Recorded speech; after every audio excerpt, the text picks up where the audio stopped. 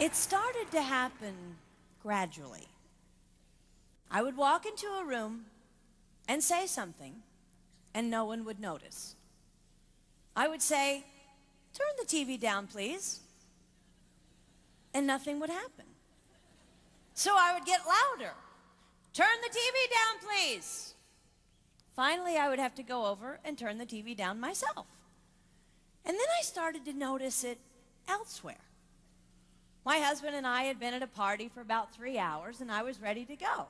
I looked over, and he was talking to a friend from work, and I walked over, and he kept right on talking. He didn't even turn toward me. That's when I started to put it together. He can't see me. I'm invisible. I'm invisible. Then I started to notice it more and more. I would walk my son to school, and his teacher would say, "Jake, who's that with you?" And my son would say, "Nobody." Granted, he's just 5, but nobody? One night, a group of us gathered, and we were celebrating the return of a friend from England. Janice had just taken this fabulous trip, and she was going on and on about the hotels she stayed in. And I was sitting there looking around at the other women at the table. I'd put my makeup on in the car on the way there. I had on an old dress because it was the only thing clean, and I had my unwashed hair pulled up in a banana clip, and I was feeling pretty darn pathetic. And then Janice turned to me, and she said, "I brought you this." It was a book on the great cathedrals of Europe. I didn't understand. And then I read her inscription.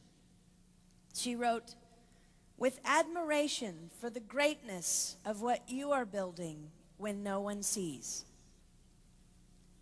You can't name the names of the people who built the great cathedrals. Over and over again, looking at these mammoth works, you scan down to find the names, and it says, "Builder, unknown, unknown, unknown." They completed things not knowing that anyone would notice.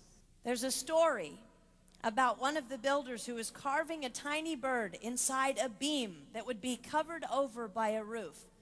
And someone came up to him and said, "Why are you spending so much time on something no one will ever see?" And it's reported that the builder replied, "Because God sees." They trusted that God saw everything. They gave their whole lives for a work, a mammoth work they would never see finished.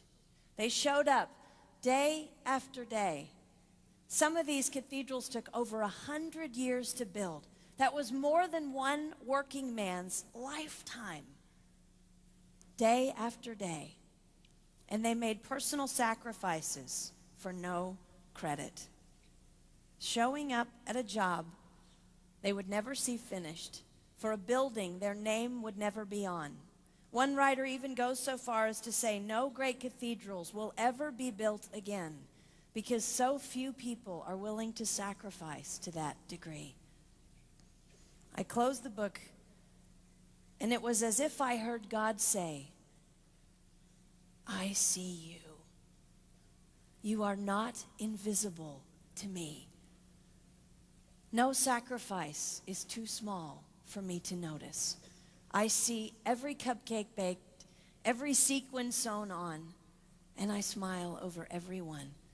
I see every tear of disappointment when things don't go the way you want them to go. But remember, you are building a great cathedral. It will not be finished in your lifetime, and sadly, you will never get to live there.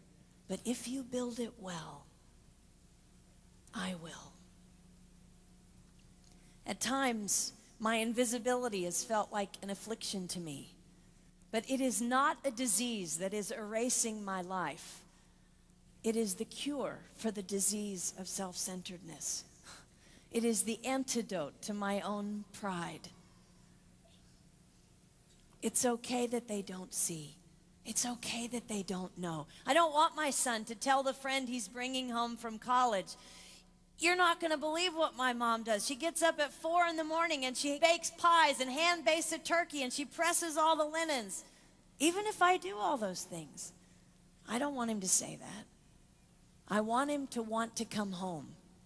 And secondly, I want him to say to his friend, you're going to love it there. It's okay that they don't see. We don't work for them.